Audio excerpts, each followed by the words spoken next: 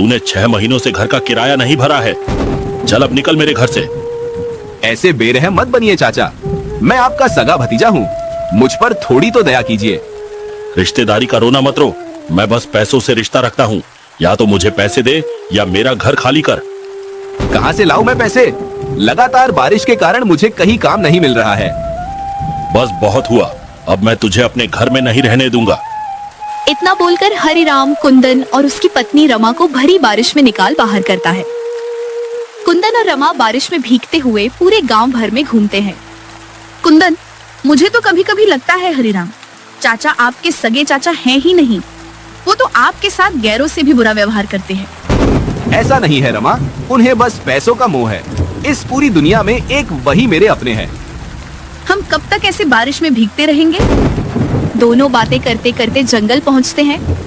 कुछ दूर चलने के बाद उन्हें एक सुनसान मिट्टी की गुफा दिखती है। रमा, जब तक बारिश नहीं रुकती हमें यही पनाह लेनी होगी। हम गुफा में कैसे रहेंगे? यहाँ ना तो बिजली है, ना ही और कोई सुविधा। मजबूरी में तो गधे को भी बाप बनाना पड़ता है। अभी पहले बारिश से बचने का सोचो, मैं दूसरा कोई ठिकाना ढूंढ ही लूंगा। इतना बोलकर दोनों गुफा के अंदर जाते हैं। रात होती है, बारिश का कहर अब भी नहीं रुकता है। मुझे नहीं लगता ये बारिश छूटने वाली भी है। इंतजार के अलावा हम कर ही क्या सकते हैं? आपके सगे चाचा आपसे इतनी नफरत क्यों करते हैं? कोई बात है क्या? ये तो मुझे भी नहीं पता। जब से मैंने होश संभाला है तब से उनका ऐसा ही रवैया देखा है। आपके माता पिता आपसे कैसे बिछड़े थे, आपको कुछ पता है?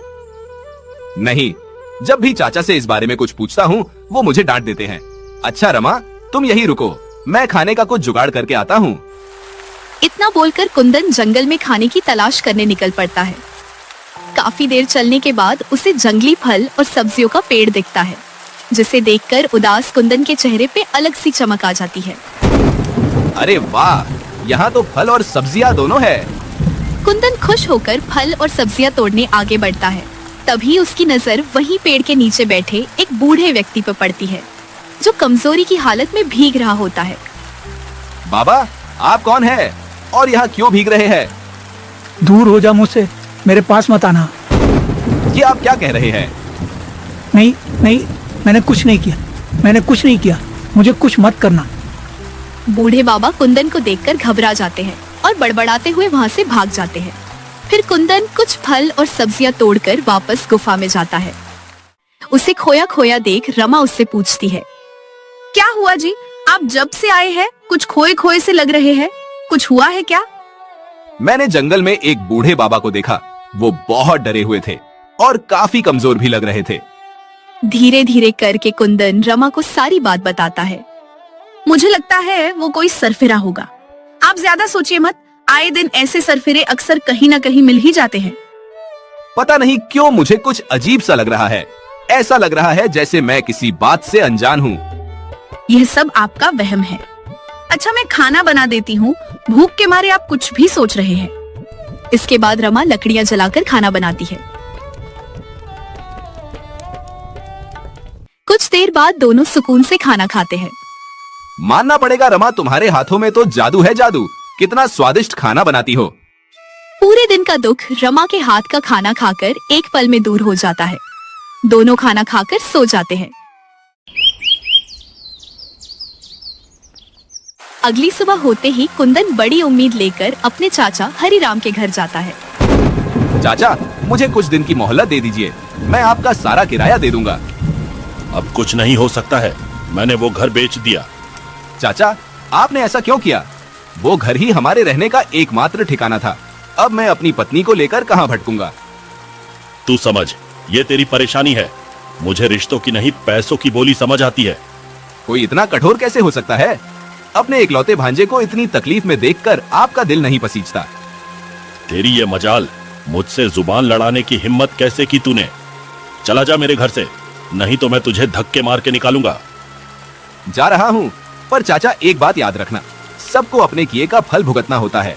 समय समय की बात है, आज आपका है कल मेरा होगा। इतना बोलकर कुंदन वहाँ से निकल जाता है। वो रोते रोते जंगल जाता है। रमा गुफा के बाहर लकड़ियां चुन रही थी। वो कुंदन को रोता देख उससे पूछती, आप रो क्यों रहे हैं और सुबह सुबह कहाँ चले गए थे? क्या बताऊं रमा, किस मुंह से बताऊं कि मैं एक घर तक नहीं बचा पाया। आपके कहने का मतलब क्या है? फिर कुंदन रोते रोते रमा को सारी बात बताता है। दिन बीतते हैं, बारिश छूटना तो दूर, कम होने तक का नाम नहीं लेती है। सिर्फ जंगली फल और सब्जियां खाकर गुजारा करना दोनों के लिए बहुत मुश्किल हो रहा था। कुंदन, अब गुजारा करना बहुत मुश्किल हो रहा है। हमारे पास एक भी जरूरत की चीज नहीं है, और तो और कपड़े भी फटे पुराने हैं। मैं हर रोज काम ढूंढने जाता हूँ, पर कोई मुझे काम नहीं देता। सब यही कहते हैं कि बारिश में काम में मंदी है। ऐसे कब तक चलेगा? हमें कोई दूसरा रास्ता ढूंढना पड़ेगा, वरना इस मिट्टी की गुफा की चार दीवारी में ही हम कैद होकर रह जाएंगे। तुमने कुछ सोचा है क्या? हाँ, पहले आप जंगल से कुछ लकड़ियाँ काट कर ले आइए, फिर मैं आपको अपनी योजना बताऊंगी। अच्छा ठीक है। इतना बोलकर कुंदन लकड़ियां काटने चला जाता है।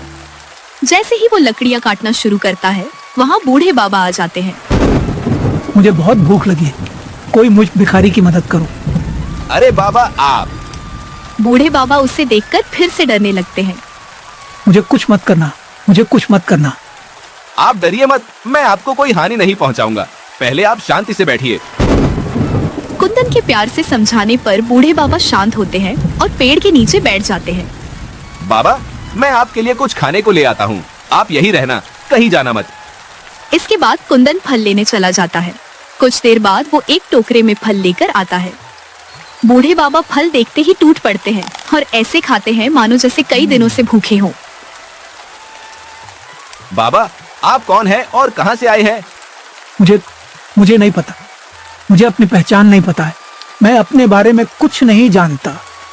अच्छा, आपको यह तो पता होगा कि आपकी यह हालत कैसे हुई। ये सुनते ही बूढ़े बाबा वापस से बौखला उठते हैं। मुझसे कुछ मत पूछो, कुछ मत पूछो मुझसे। इतना बोलकर वो फल की टोकरी लिए फिर से भाग जाते हैं। इसके बाद कुंदन लकड़ियां लेकर गुफा में जाता है।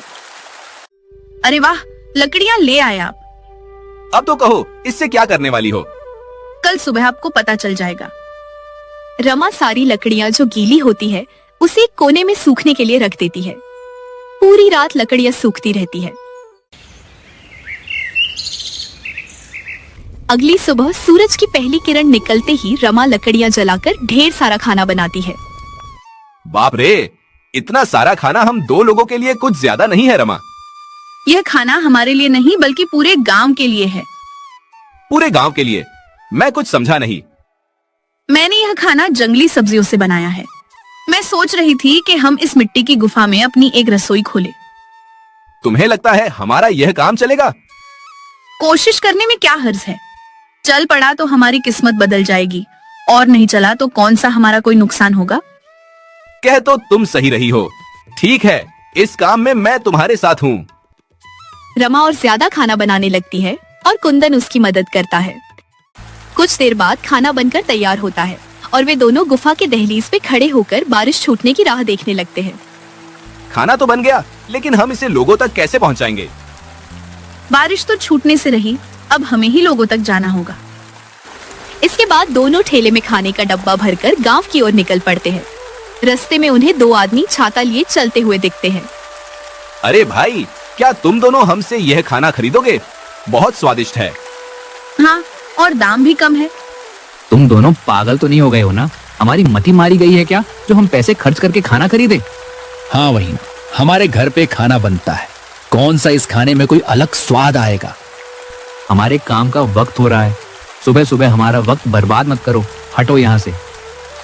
इतना बोलकर दोनों वहाँ से चले जाते हैं।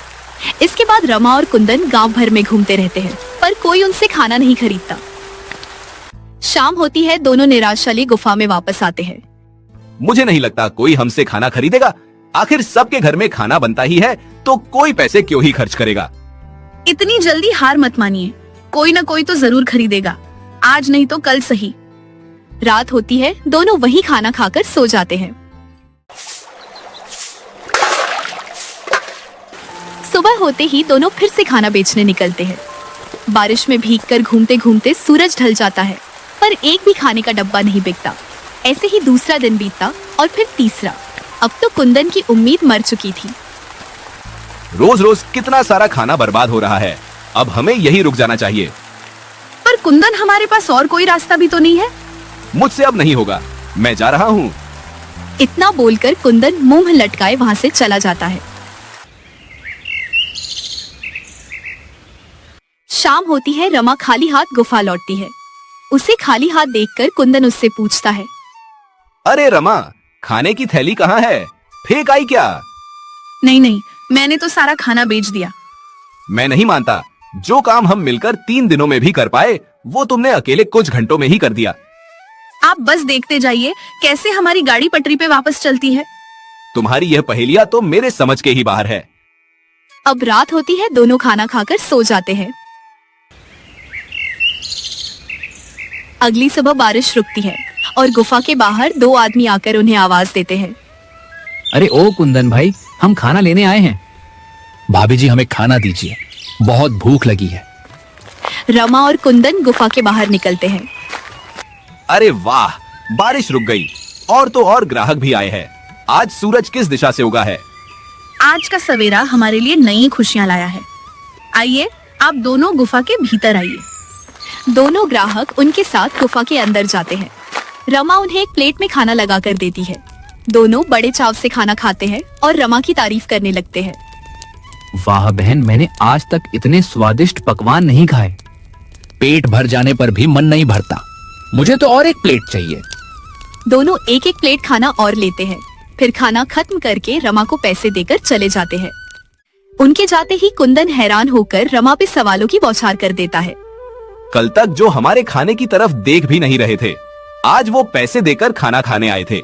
आखिर तुमने कल ऐसा क्या किया था? मैंने बस व्यापार का तरीका बदला। कोई भी व्यापार शुरू करने से पहले लोगों को आकर्षित करना पड़ता है ताकि उन्हें चीजों का महत्व पता चले।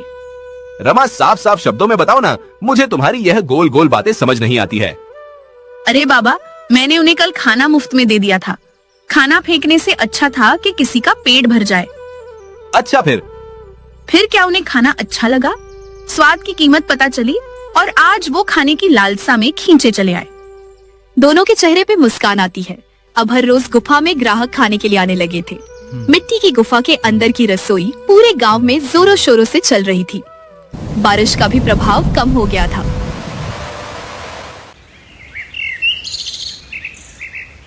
एक रात दोनों सोए थे, तभी अचानक गुफा के बाहर किसी की दर्द भरी आवाज आती है। कोई मेरी मदद करो, मैं भूख और प्यास से तड़प रहा हूँ। रमा और कुंदन आवाज सुनकर जग जाते हैं और गुफा के बाहर निकलते हैं। बाबा, आप ठीक तो है ना? अच्छा, तो यही वो बूढ़े बाबा है जिनका आप जिक्र किया करते थे। हाँ, लगता है इन्हें बहुत भूख लगी है।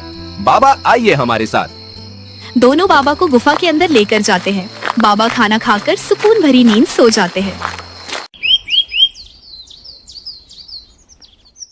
अगले दिन बाबा सोए रहते हैं।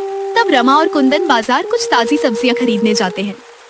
कुंदन, उस बेचारे बूढ़े बाबा की हालत पे मुझे बहुत तरस आ रहा है। इस उम्र में उन्हें कितना कुछ झेलना पड़ रहा है। पता नहीं उनके कोई रिश्तेदार या कोई बेटा है भी कि नहीं। मैं सोच रही थी कि उन्हें क्यों ना हम अपने साथ रख लें।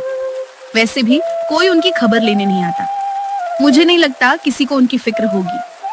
सुझाव तो तुम्हारा काफी अच्छा है, पर उन्हें किसी चीज का गहरा सदमा लगा है।